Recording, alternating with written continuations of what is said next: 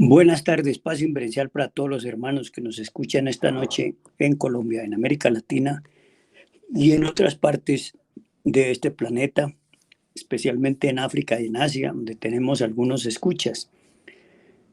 Hoy vamos a desarrollar una cátedra que nos compete a la Escuela de Medicina Natural y Elementoterapia. Y la vamos a desarrollar en una forma comparativa, en una forma estructural dentro de la doctrina gnóstica samaeliana. No pretendemos bajo ningún punto de vista reemplazar a aquellos que tienen el conocimiento de los elementos sagrados de la madre naturaleza. Por el contrario, vamos a concederle como una especie de homenaje a ese proceso.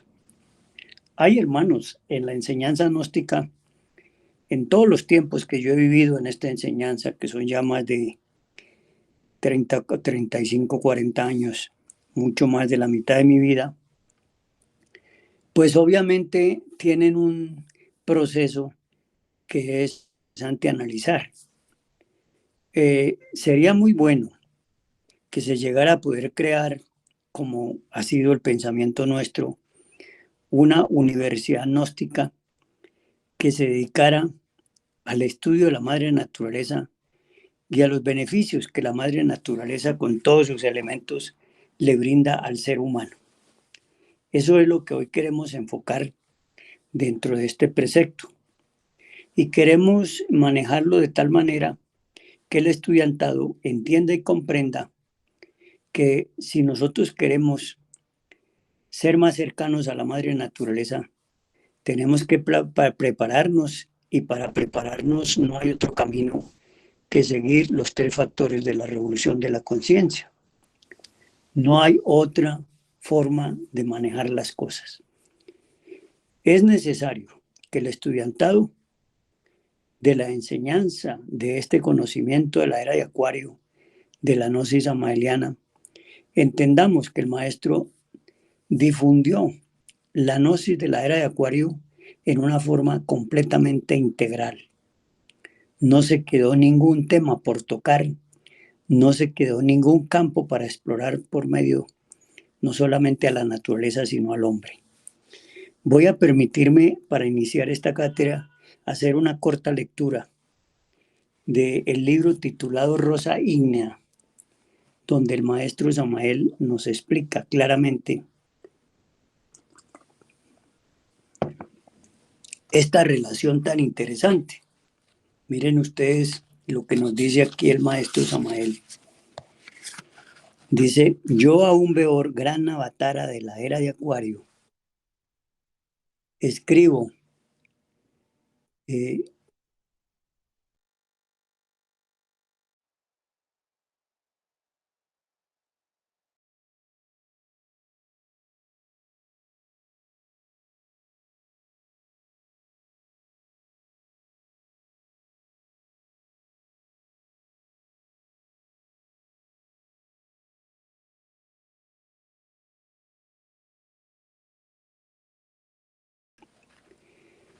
hubo pequeña por una llamada interrumpida.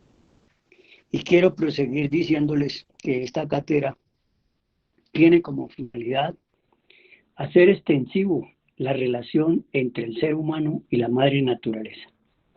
La escuela de elementoterapia, medicina natural y elementoterapia, tiene como toda enseñanza dos aspectos esenciales. Uno, la teoría, y otro, la práctica. La teoría la desarrollamos, todos podríamos desarrollar la teoría y hablar de la teoría, pero la práctica solo la podría realizar aquel que ya aprendió a entenderse con la madre naturaleza, que ya maneja el conocimiento de esos seres vivientes como son los elementales de todos los reinos de la naturaleza, empezando por el reino mineral, el reino vegetal y el reino animal, y obviamente el humanoide o comúnmente llamado hombre. Nos dice el maestro lo siguiente: yo aún veo el gran avatar a la nueva era de Acuaria. Escribo este libro ardiente entre la vorágine del fuego. Está hablándonos del libro titulado Rosa Ígnea, o sea, la rosa de fuego. Vamos a penetrar ahora entre las ígneas entrañas de la diosa madre del mundo. Fíjense ustedes cómo aquí nosotros tenemos que ir entendiendo cómo el maestro desarrolla un proceso eminentemente teórico, pero a la vez práctico, porque él fue un verdadero experto en el manejo de la relación de la madre naturaleza con el ser humano. Dice el maestro, Agni, Agni, Agni, Dios del fuego, ayúdanos, inspíranos y condúcenos a través de estos laberintos ígneos de la gran naturaleza. Aquí él invoca al Dios del fuego para que él lo ayude, lo inspire y pueda él conocer a través de estos laberintos ígneos, o sea, a través del fuego, a la gran naturaleza. Y nos dice además el maestro, vamos a estudiar ahora los delicados pétalos de rosa ígnea del universo. Vamos a penetrar entre las cavernas más profundas de la Tierra para arrancarle sus secretos más terribles. Un silbido dulce y apacible exalta las abrasadoras llamas de nuestros sentimientos más puros.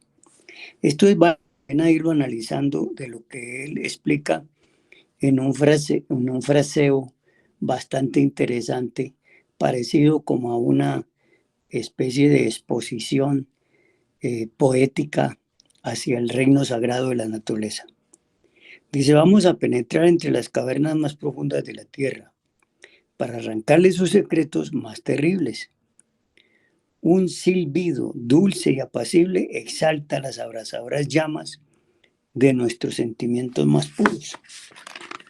Aquí está combinando el maestro la poesía de la naturaleza mediante la expresión del espíritu o del ser. Sentimos el chisporrotear de las llamas y el aura de la diosa madre del mundo nos envuelve en el esforzamiento más puro.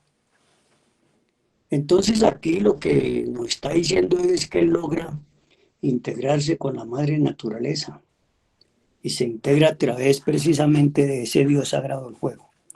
Nuestro cáliz es de oro y es de plata y es ardiente como el fuego solemne del universo. Aquí menciona el maestro la representación simbólica de lo que es el sabio manejo de las energías en el ser humano, tanto el hombre como la mujer, representados en el cáliz de oro y en el cáliz de plata. De manera que esos son pasos y procesos que todos ya a estas alturas conocemos sobre la vivencia de la alquimia sagrada, de la alquimia trascendente. Entonces, más adelantico nos refiere lo siguiente el maestro. Hijos de la tierra, escuchad a vuestros instructores, los hijos del fuego.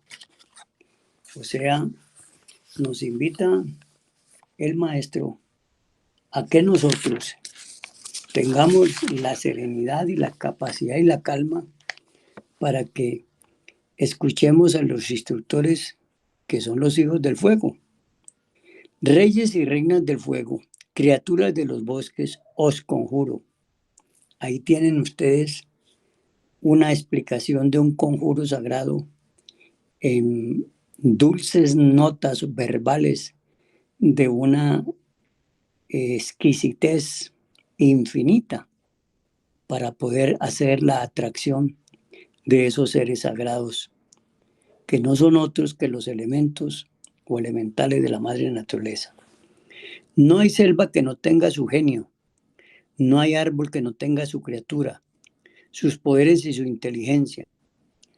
Aquí está, diría yo, una elemental lección sobre cómo debemos nosotros tratarnos con la madre naturaleza en sus distintos reinos, como es el reino mineral, el reino vegetal y el reino animal.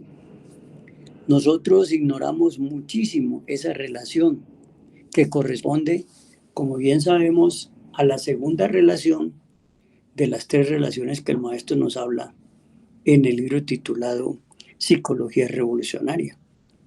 Y precisamente esta segunda relación la define el maestro como la relación nuestra con el planeta, con todo lo que nos rodea, con todo lo que vive y palpita en este mundo llamado planeta Tierra. Así es como el maestro nos invita a que nosotros hagamos de este proceso un gran proceso. Por eso decía al principio que esto tiene dos formas de hacer el estudio procesal y que nosotros lo vemos claramente en lo que llamaríamos la descripción de la dialéctica del ser y de la dialéctica del saber. Esa es una combinación que se debe hacer con todo el rigor de lo que llamaríamos nosotros una técnica lingüística del más alto equilibrio. No hay árbol sin alma, todo vegetal es el cuerpo físico de una criatura elemental de la naturaleza. Óigase bien, no hay árbol sin alma. Eso es importante. No hay árbol sin alma, todo vegetal es el cuerpo físico de una criatura elemental de la naturaleza. Las plantas tienen alma y las almas de las plantas encierran todos los poderes de la diosa madre del mundo. Es escaso el estudio que hacemos nosotros a veces, como venía diciendo, sobre la relación nuestra con la madre naturaleza, hablando obviamente de sus reinos sagrados. Las plantas tienen alma y las almas de las plantas encierran todos los poderes de la diosa madre del mundo. Por eso cuando el estudiante gnóstico quiere especializarse en este proceso de conocer los reinos de la madre naturaleza, bien sea porque quiere saber de ellos o bien sea porque tiene la tendencia a conocer mucho sobre la acción de estas almas de la naturaleza en beneficio del ser humano y de todo aquello que sea necesario. Las almas de las plantas son los elementales de la naturaleza. No olviden ustedes. Las almas de las plantas son los elementales de la naturaleza. Cualquier planta que nosotros queramos tomar para una medicina, para reproducirla, para adornar, etcétera, etcétera, debemos de tener la capacidad de entender que esos son seres vivientes que también disponen de una parte, disponen del alma. Dice el maestro, las almas de las plantas son los elementales de la naturaleza. Estas criaturas inocentes todavía no han sido del Edén y por lo tanto aún no han perdido sus poderes ígneos. Óigase bien. Las almas de las plantas son los elementales de la naturaleza. Eso ya quedó explicado, de que cuando uno se acerca a una planta, cuando ve su cuerpo físico, es porque ahí hay un alma elemental, obviamente. Y entonces nos dice el maestro aquí que estas criaturas inocentes todavía no han sido del Edén y por lo tanto aún no han perdido sus poderes ígneos. ¿Qué quiere decir que no han sido del Edén? El Edén en la enseñanza gnóstica samaliana está definido como el paraíso. Y ese paraíso no es otra cosa que el sabio manejo en el proceso de la alquimia sexual. Ahí está, por esa razón se habla de que son criaturas inocentes. Los aromas del fuego nos embriagan y llenos de éxtasis nos elevamos a la dicha inefable del nirvana. Miren todo lo que acontece cuando un gran iniciado nos está hablando con esta terminología, que no es otra cosa que el verbo sagrado. Casi que podríamos decir que es un verbo mántrico, pero ya expresado en palabras. Dice, los elementales de las plantas juguetean como niños inocentes entre las melodías inefables de ese gran Edén de la diosa madre del mundo. Fíjese bien. Y aquí más arriba nos dice, las almas de las plantas son los elementales de la naturaleza. Eso que quede claro, hermanos, para que nadie que haya ya escuchado esta cátedra no pueda entender que cuando se acerca a un miembro de cualquiera de los reinos de la madre naturaleza, llámese el reino mineral, el reino vegetal y el reino animal, está uno en contacto con almas. Y esos árboles o plantas o lo que sea, son el cuerpo físico de esas almas. Y esos minerales que todos conocemos son obviamente el cuerpo físico de esas almas. Los elementales de las plantas juguetean como niños inocentes entre las melodías inefables del gran Edén de la diosa madre del mundo. Aquí viene la primera parte de esta escuela que nosotros llamamos Escuela de Medicina Natural y Elementoterapia. Y se le denominó así porque bien corresponde a que hay algunos estudiantes que a través de llegar a este conocimiento de la enseñanza gnóstica samaeliana,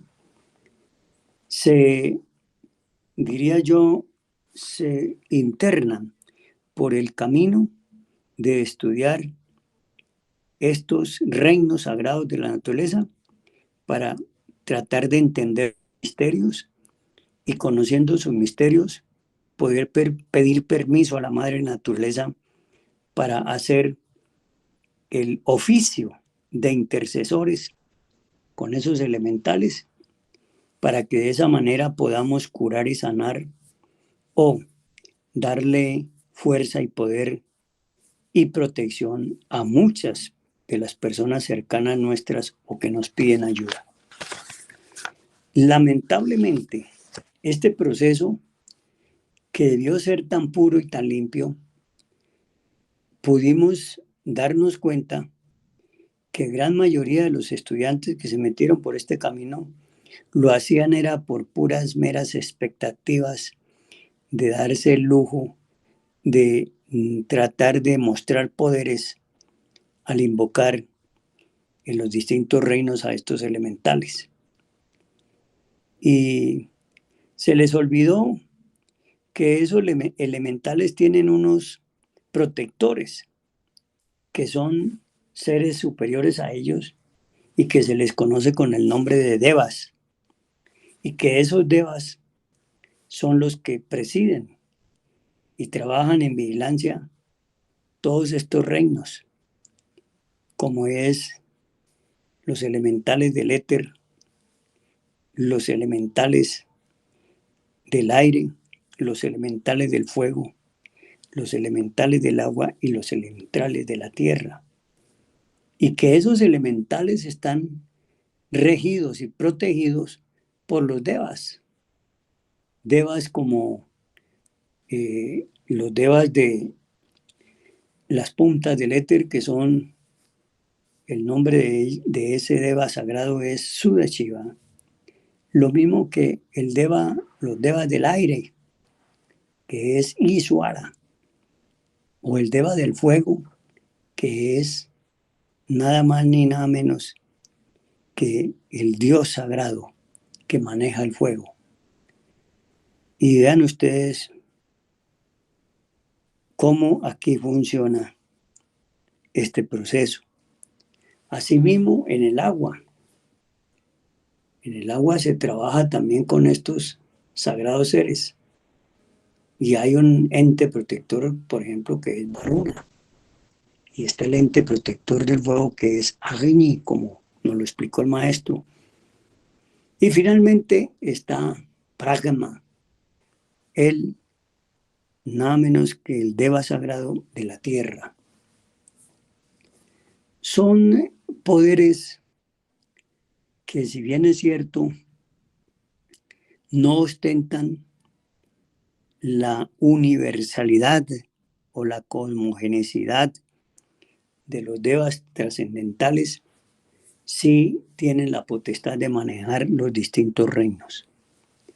Por eso, esta escuela de medicina natural y elementoterapia Quienes quieran seguir por este camino, lo más recomendable que yo puedo hacer, y que no es una cosa distinta que la repetición de lo que tanto el maestro nos dejó escrito y nos dijo: si queremos poderes, hay que disolver, eliminar el ego. No solamente se adquieren poderes para entenderse con los elementales de la madre naturaleza, sino que también hay que ir a los poderes superiores, a esos poderes inferiores que son denominados como los sigis inferiores, pero hay que buscar los sigis superiores. Y ese trabajo solo se logra mediante la muerte del ego, la desintegración del ego. Así que muchos estudiantes se dedican y se van a los campos a invocar a los elementales del éter, del aire, del fuego, del agua y de la tierra. Y hasta logran que muchos de ellos les cooperen y les colaboren. Pero no han tomado conciencia de que estos elementales no se les puede malutilizar, ni mucho menos usarlos con beneficios eminentemente egoístas y personales. Eso no le durará mucho tiempo a quien lo empiece a hacer, porque en esto actúa de inmediato el regente sagrado del universo y del cosmos infinito, que es otra cosa que el Espíritu Santo, que es el único que tiene la potestad de curar, sanar, aliviar y dar todos los beneficios a aquellos que se dedican a trabajar con la elementoterapia y la medicina natural.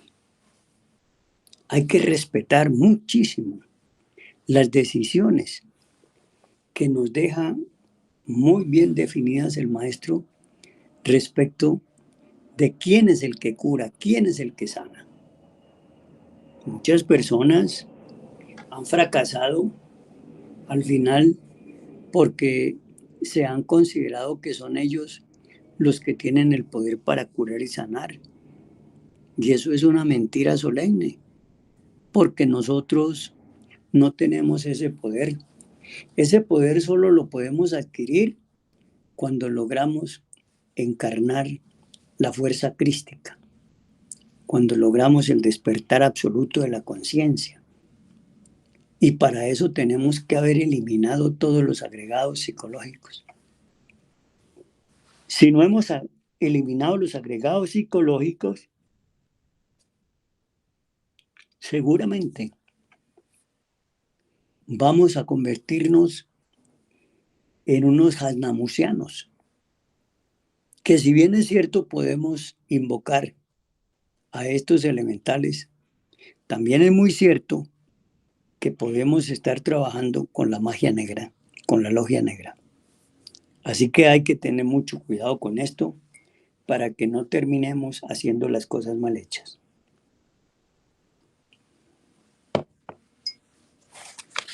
Sigo leyéndoles a ustedes lo que el maestro nos explica. Nos dice el maestro: los elementales de las plantas juguetean como niños inocentes entre las melodías inefables de este gran Edén de la diosa madre del mundo. Dice el maestro: los aromas del fuego nos embriagan. O sea, las aromas del fuego nos embriagan y llenos de éxtasis nos elevamos a la dicha inefable del nirvana. Es decir, cuando el estudiante que ya ha avanzado en el proceso del morir y el nacer y la ayuda a la humanidad, después de algunos grados de conciencia, logra captar ese aroma sagrado que no es otra cosa que la muestra de la dicha y la felicidad del nirvana. Así que esa es una comparación muy trascendente que el maestro nos hace sobre esta parte espiritual. Los aromas del fuego nos embriagan y llenos de éxtasis nos elevamos a la dicha inefable del nirvana. No hay nada que no tenga alma en esta creación ardiente. Óigase bien, no hay nada que no tenga alma en la creación ardiente. La gran mayoría de la gente piensa que una piedra no es sino eso, una piedra, que una roca no es sino una roca. Pero cuando ven una esmeralda, cuando ven un diamante o un rubí o cualquiera otra de las llamadas piedras preciosas, se encantan. Pero fíjense que hay algunas personas que cuando van a las orillas de los ríos o al mismo mar, encuentran elementos muy valiosos, como son piedras con unas figuras muy bonitas o con unos colores muy especiales. Eso también nos indica algo. Pero miremos cómo el hombre, el humanoide, a través del desarrollo llamado de la ciencia, en la tecnología, ha inventado máquinas que despedazan las rocas, que despedazan las montañas y que no se les pide permiso para hacer eso, para cambiarle esa estructura a esa montaña, derribando desde luego y descomponiendo esos cuerpos. ¿Cuántos ingenieros, cuántos gentes que cooperan en este proceso se toman la molestia de hacer una pequeña oración antes de empezar a destruir una montaña para darle paso a una vía, etcétera, etcétera? Eso normalmente nunca se hace, ni se dice, ni se enseña en las universidades a estos profesionales. No, no, porque en las universidades se cree que el hombre puede hacer y deshacer con la madre naturaleza. Y por eso es que la madre naturaleza le devuelve los favores cuando le arrasa y le destruye los puentes, le cambia el curso de los ríos, le inunda todo. Eso es una respuesta también de la madre naturaleza. Lo vemos como siniestro, lo vemos como catástrofe, pero no nos damos cuenta de todo lo que hacemos nosotros con la madre naturaleza. Ahí está pues lo que el maestro nos explica en ese proceso.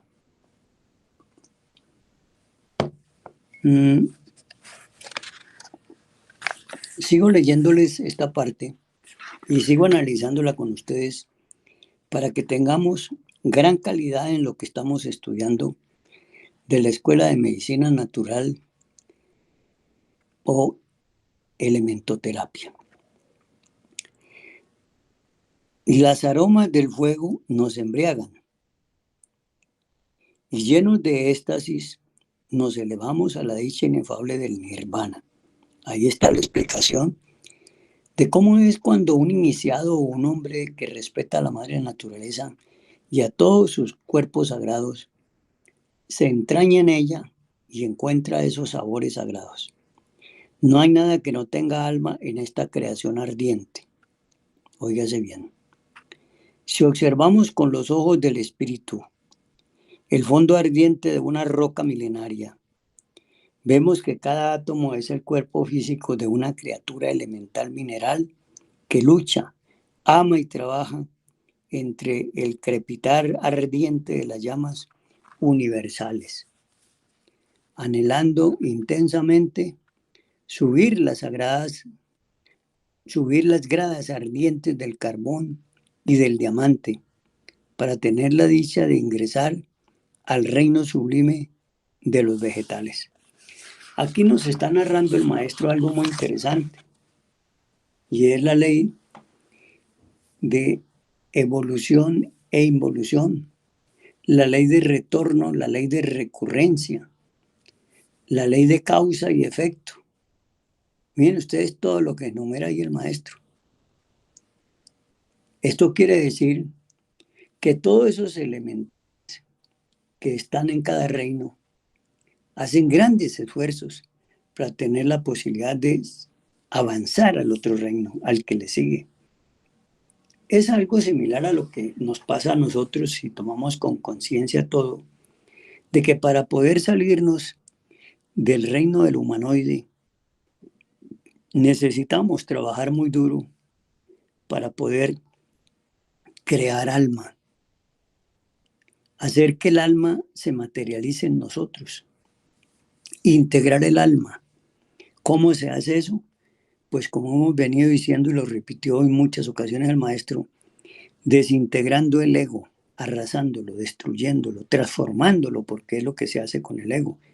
El ego se elimina y eliminarse suelta la energía, sustancia sagrada que tenemos, que no es otra cosa que un porcentaje de nuestra conciencia. Y que cuando vamos integrando esos porcentajes, entonces vamos generando alma.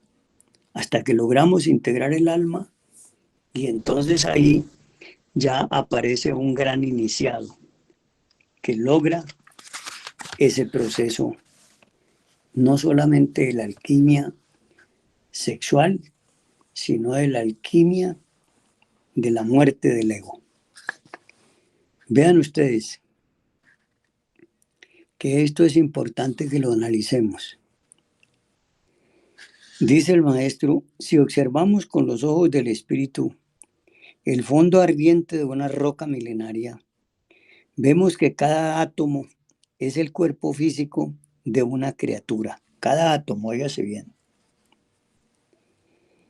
de una criatura elemental mineral que lucha, ama y trabaja entre el crepitar ardiente de las llamas universales, anhelando intensamente subir las gradas ardientes del carbón y del diamante para tener la dicha de ingresar al reino sublime de los vegetales. O sea, estos elementales que están en el reino mineral están haciendo grandes esfuerzos para poderse ganar el derecho de estar en el reino vegetal. Miren ustedes qué interesante se vuelve este proceso. Y como les decía, así nos pasa a nosotros. Cuando conocemos esta enseñanza, luchamos para que podamos avanzar en este cuerpo físico que nos dan mediante un trabajo interior, purificando el cuerpo físico, haciendo todo el trabajo de la disolución o eliminación del ego, combinado con la digestión y la transformación de las impresiones, para lograr de esa manera un escalón más arriba de la simple forma de humanoide, buscando humanizarnos, ser verdaderamente seres humanos. Asimismo le pasa a los elementales del reino mineral. Luchan intensamente para pasar al proceso del reino vegetal. Vean ustedes lo interesante que resulta todo esto. Entonces, este libro huele a bosque, este libro huele a montaña, este libro se lo arrancamos a las llamas del universo y cada una de sus palabras está escrita con ascuas ardientes. Nos está diciendo aquí el maestro que el libro titulado Rosa Ígnea es un libro que él lo tuvo que sacar de las entrañas de la madre tierra, de este planeta, del reino sagrado de la madre naturaleza. Ese fue el trabajo que él tuvo que hacer para poder publicitar y escribir este libro. Nos dice el maestro, ahora queremos arrancarle a los gigantes de los bosques y a los niños inocentes de las aguas, de los aires, de las rocas y de las llamas abrasadoras, todos los secretos de la sabiduría antigua, para restaurar la sabiduría esotérica sobre la faz de la tierra e iniciar la edad de Maitreya, entre el crepitar de nuestros poderes que flamean. Mire todo lo que nos dice aquí el maestro. Si nos ponemos a analizar lo que nos escribe allí, nos está mostrando en esta era de Acuario, en esta era del Avatara, toda la enseñanza que nos está trayendo a nosotros con el ánimo de que nosotros entendamos cuál es el proceso, en qué es que estamos y cómo tenemos que comportarnos y vivir. Pero difícilmente podemos entender esto, hermanos. Nos dice él, ahora queremos arrancarle a los gigantes de los bosques, esto es a los árboles, ¿no? A los niños inocentes de las aguas, de los aires, de las rocas y de las llamas abrasadoras, todos los secretos de la sabiduría antigua, para restaurar la sabiduría esotérica sobre la faz de la tierra e iniciar la edad de Maitreya entre el crepitar de nuestros poderes que flamean. La edad de Maitreya. Aquí está bien interesante esta parte.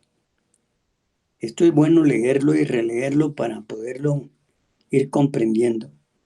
Ahora queremos arrancarle a los gigantes de los bosques y a los niños inocentes de las aguas, de los aires, de las rocas y de las llamas abrasadoras, todos los secretos de la sabiduría antigua, para restaurar la sabiduría esotérica sobre la faz de la tierra e iniciar la edad de Maitreya entre el crepitar de nuestros poderes que flamean.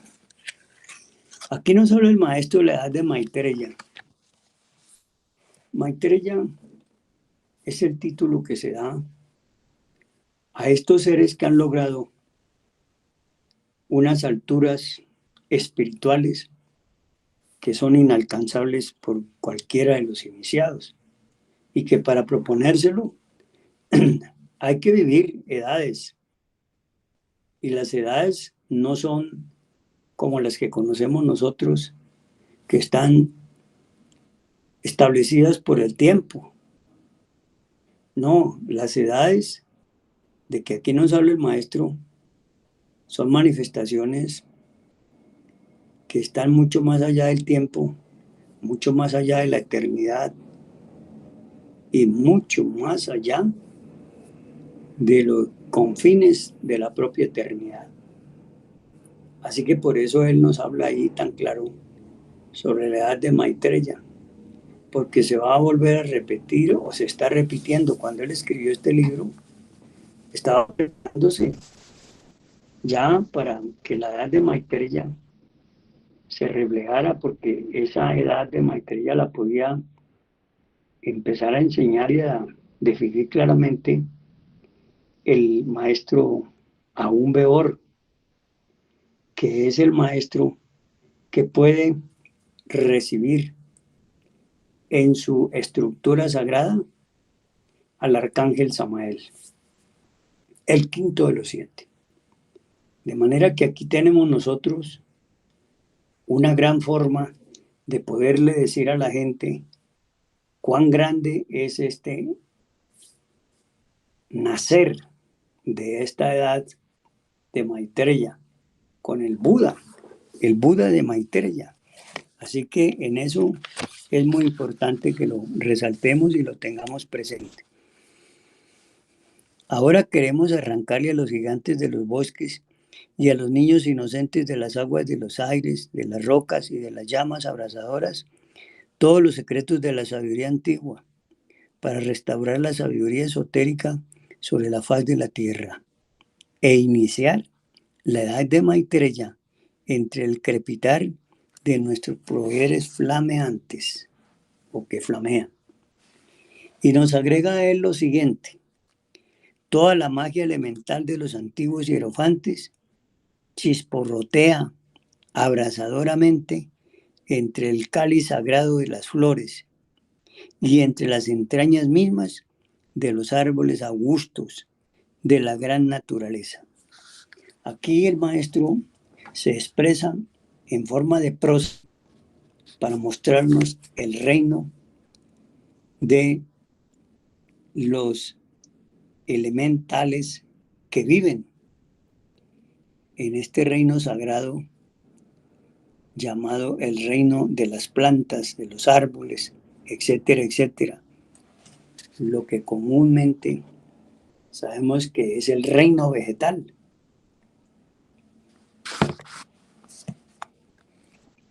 Por eso él nos dice, toda la magia elemental de los antiguos hierofantes chisporretea abrasadoramente entre el cáliz sagrado de las flores y entre las entrañas mismas de los árboles augustos de la gran naturaleza. Fíjense ustedes que dice claramente el que toda magia elemental de los antiguos hierofantes. Por eso él hablaba de los misterios antiguos, porque es que los únicos que conservan esa sabiduría antigua son precisamente estos elementales de los distintos reinos, obviamente custodiados y dirigidos por los devas. Todos los devas actúan en este camino para ayudar a formar estas fuerzas sagradas. Observen ustedes, mis estimados hermanos, que el maestro nos hace señalando lo siguiente.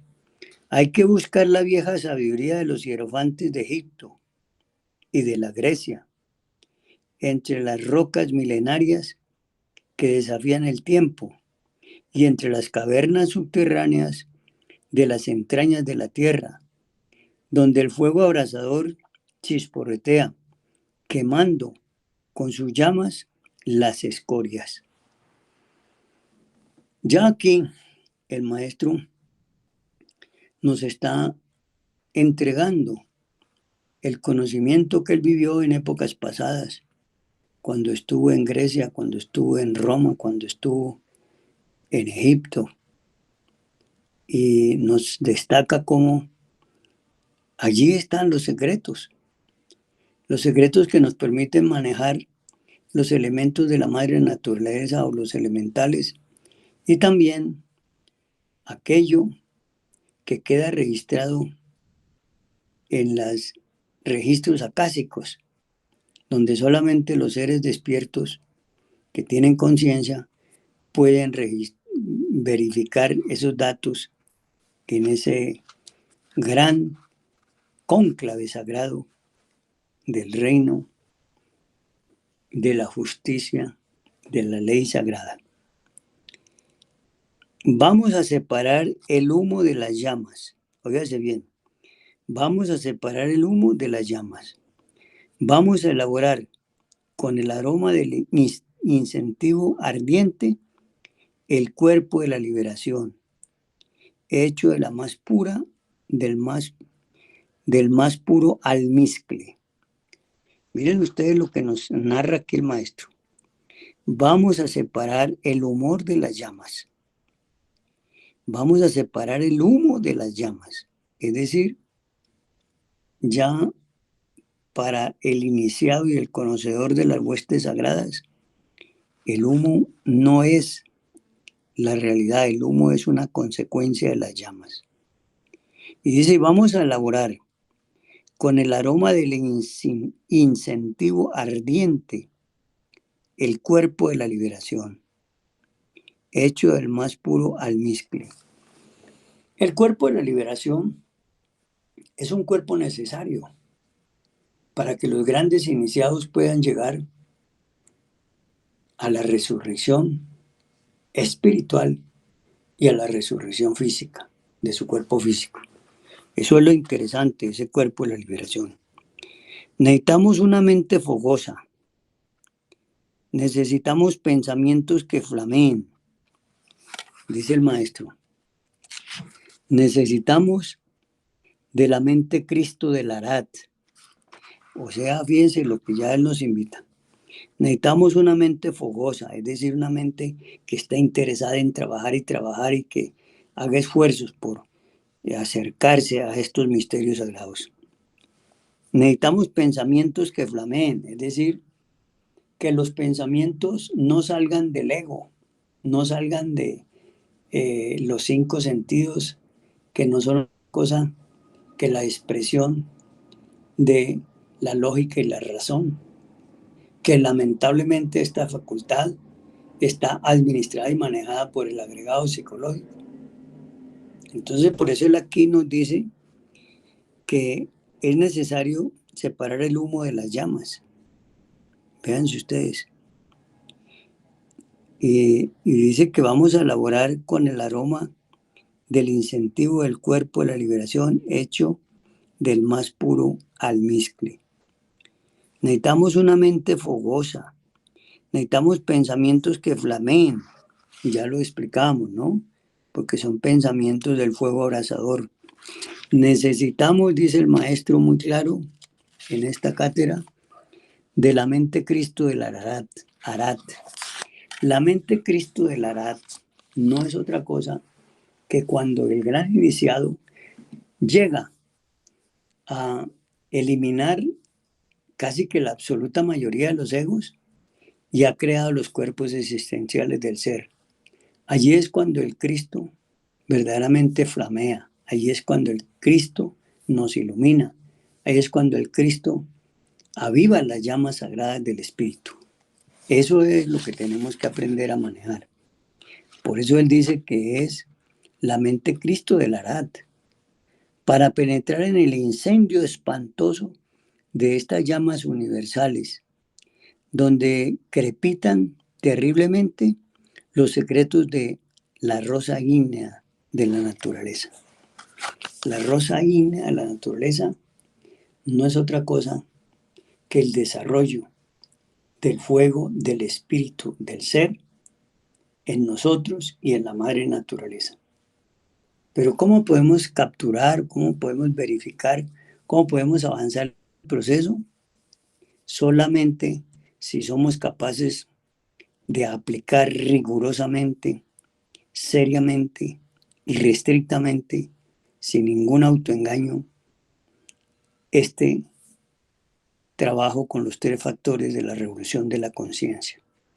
Solo así se puede lograr todo lo que nosotros queremos hacer cuando estamos buscando afanosamente la manera de salirnos de este valle de lágrimas tan terrible y tan difícil en el que estamos todos planillados. Nos dice el maestro aquí ya en la parte final lo siguiente: elevemos nuestro cáliz flameante entre el chisporrotear ardiente de la diosa madre del mundo. No olvidemos esto. Elevemos nuestro cáliz flamante entre el crepitar ardiente de la diosa madre del mundo. Cuando nos habla el maestro de elevar el cáliz, no es otra cosa que trabajar en los 3 factores de la revolución de la conciencia, con la muerte, con el nacer espiritual. ¿Dónde se genera el cáliz sagrado? Si no es en el trabajo de la alquimia sagrada divina, con la muerte del ego al unísono, en conjunto, paralelamente. No se puede trabajar en la alquimia sagrada sin trabajar al mismo tiempo en la disolución, en la finiquitación del ego. Es imposible, hermanos. Dice el maestro, Agni, ilumínanos por ti levantando mi cáliz. Oiga bien, Agni, ilumínanos por ti levanto mi cáliz. Agni, ilumínanos, por ti levanto mi cáliz. El fuego sagrado nos permite levantar el cáliz de la sabiduría, el cáliz sagrado de la redención crística, el cáliz nada más y nada menos que de las 7 flores sagradas, de las 7 rosas ígneas divinas. Todo ese proceso lo tenemos que hacer. Encendamos una hoguera y cantemos los himnos ardientes del fuego entre la rosa ígnea del universo. Encender una hoguera, en este caso, no es que ustedes se vayan a un campo, a un cielo, a un campo abierto, a prender fuego. Eso se puede hacer, no digo que no. Pero aquí está hablándonos el maestro de el verdadero, el que tenemos que encender. Encendamos una hoguera y cantemos los himnos ardientes del fuego entre la rosa ígnea del universo. En la mayoría de nuestros santuarios gnósticos tenemos una cruz muy natural y en el centro donde se cruzan el vertical y la horizontal ahí debe estar colocada una rosa. ¿Y eso qué simboliza? Simboliza la rosa en la cruz. ¿Y qué es la rosa en la cruz? Pues han surgido organizaciones que se han degenerado, pero que salieron de eso. Por ejemplo, el llamado Rosacrucismo o Movimiento Rosacruz de tantos tiempos atrás, que obviamente se desmoronó de sus principios verdaderamente trascendentes. Quedó convertido simplemente en una organización que pregona teóricamente las cosas, pero que sus adeptos, sus seguidores no están cumpliendo con ese precepto.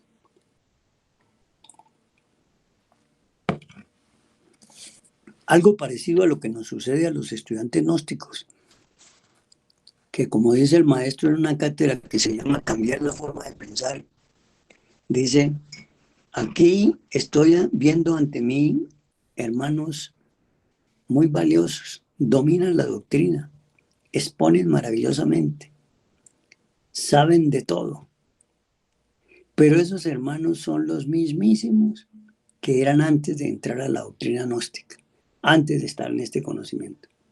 Pues esto nos llama a la reflexión a que nosotros no estemos en ese plan. Uno ve muchos hermanos que solamente van a ciertos rituales o acompañan a ciertos rituales simplemente porque les gusta, se sienten bien, pero de un momento para otro no vuelven o se dejan arrastrar simplemente por el sabor vida. Y muchas veces la misma familia los enreda y no son capaces de ser leales y honestos con el Padre, Madre y con los seres sagrados. Nos dice el maestro entonces aquí, Agni, ilumínanos, por ti levanto mi cáliz. Encendamos una hoguera y cantemos los himnos ardientes del fuego entre la rosa ígnea del universo. Levantemos nuestros cáliz augustos y brindemos por las jerarquías de las llamas. Agni, Agni, Agni.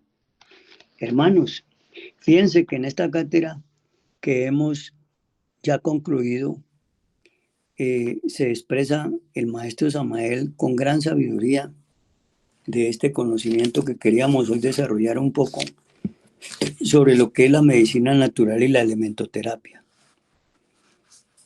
Y en el capítulo primero de este libro nos habla de una reina del fuego y nos dice que hemos penetrado ahora en un viejo palacio medieval. Un niño juguetea en este viejo palacio. El niño sube una escala. Nosotros debemos volvernos niños para subir la escala de la sabiduría. En este viejo palacio vive una reina del fuego. Es la reina elemental del enebro, encarnada en cuerpo físico, en una vieja corte medieval. Aquí ya empieza el maestro a hablarnos de la madre naturaleza en sus distintas manifestaciones, de las plantas, por ejemplo. Aquí está hablando del enebro, una planta conocida por todos nosotros, y de el elemental de ese gran cuerpo físico del enebro. Dice, en una maga sobria, esa es una maga sobria, óyase bien, es una maga sobria, es una maga austera, vestida al estilo medieval. Esta reina elemental tiene una bella apariencia juvenil, vive una vida ejemplar en este antiguo palacio feudal.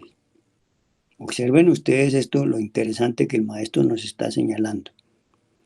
Sumidos en profunda meditación interna, penetremos en un salón subterráneo de esta vieja mansión y ante nuestros ojos espirituales se presenta un lecho humilde, una dama sublime y algunos santos maestros que asisten a esta reina elemental del enebro, encarnada en plena Edad Media en cuerpo físico.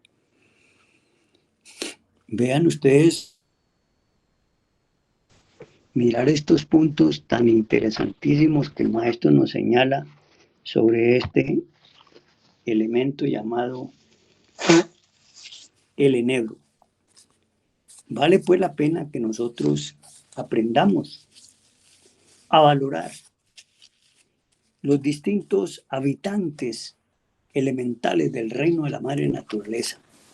Aquí nos empieza el maestro a hablar de una reina muy especial que vive precisamente en ese elemental del enebro. Y dice, es una maga sobria, es una maga austera, vestido al estilo medieval. Esta reina elemental tiene una belleza, una bella apariencia juvenil, vive una vida ejemplar en este antiguo palacio feudal. Sumidos en profunda meditación interna, penetramos en un salón subterráneo de esta vieja mansión y ante nuestros ojos espirituales se presenta un lecho humilde, una dama sublime y algunos santos maestros que asisten a esta reina elemental del enebro, encarnada en plena Edad Media en cuerpo físico.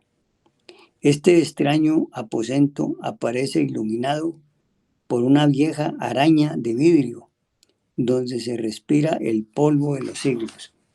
Aquí nos hace una descripción de todo ese proceso. Frente a aquel lecho de una vasija de hierro humeante, desprende un humo vago y delicioso. El fuego arde intensamente debajo de esta vasija. Hierve un líquido y entre el líquido la planta del enebro. El líquido de aquella vasija es el agua pura de la vida, entre la cual aparece el árbol del enebro. Esta es la planta de los reyes divinos. 3 cipas chipchas de Bacatá practicaron el culto del enebro.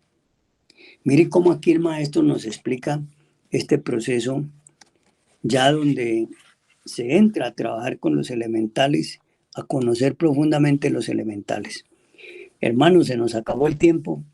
Vamos a dejar esta cátedra hasta ahí y en oportunos días venideros seguiremos hablando de esta temática tan interesante.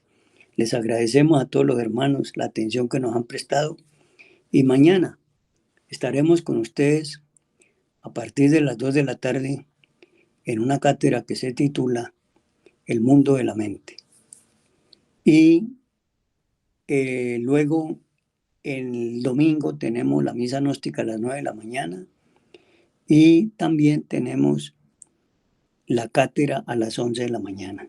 Muy agradecidos con todos ustedes. Les deseamos una feliz noche y un fin de semana precioso. Paz en Brensal.